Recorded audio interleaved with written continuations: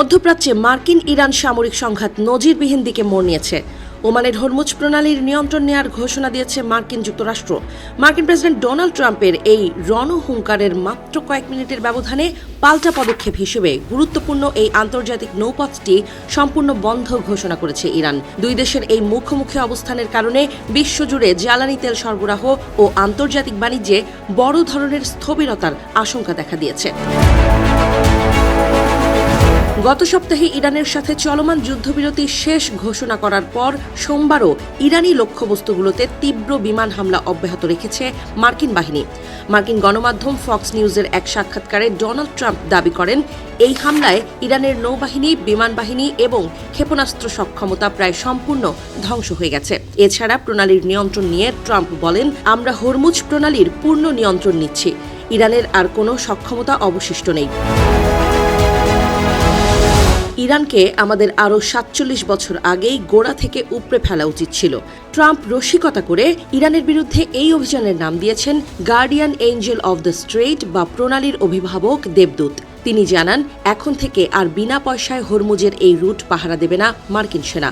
এই আন্তর্জাতিক রুটে যাতায়াতকারী ধনী দেশগুলোকে মার্কিন সামরিক পাহারার বিনিময়ে মোটা অঙ্কের অর্থ দিতে হবে। মার্কিন সেনাদের জীবন ঝুঁকিতে ফেলার ক্ষতিপূরণ হিসেবেই এই বৈশ্বিক ট্যাক্স দাবি করছেন ট্রাম্প।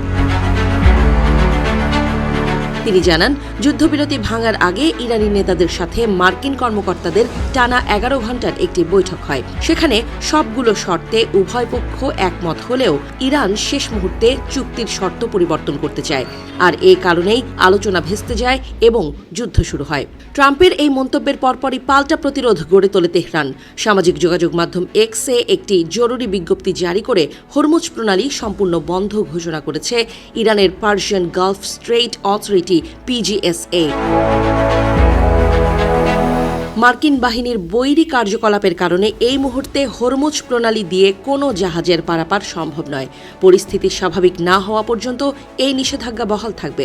পরবর্তী জলপথ উন্মুক্ত হলে শুধুমাত্র ইরানের সরকারি ওয়েবসাইটের মাধ্যমে আবেদন করে পারমিট নিয়ে জাহাজ চলাচল করতে পারবে বলেও সতর্ক করা হয়। বিশ্বের মোট ব্যবহৃত খনিজ তেলের ১/৫ এই হরমুজ প্রণালী দিয়ে পরিবাহিত হয়। ফলে মার্কিন যুক্তরাষ্ট্রের এই একচেটিয়া নিয়ন্ত্রণ ও পাহারাদারি ট্যাক্স আদায়ের নীতি এবং ইরানের জলপথ বন্ধের সিদ্ধান্ত বিশ্ব অর্থনীতিকে এক গভীর সংকটের মুখে ঠেলে দিল বলে মনে করছেন বিশ্লেষকরা।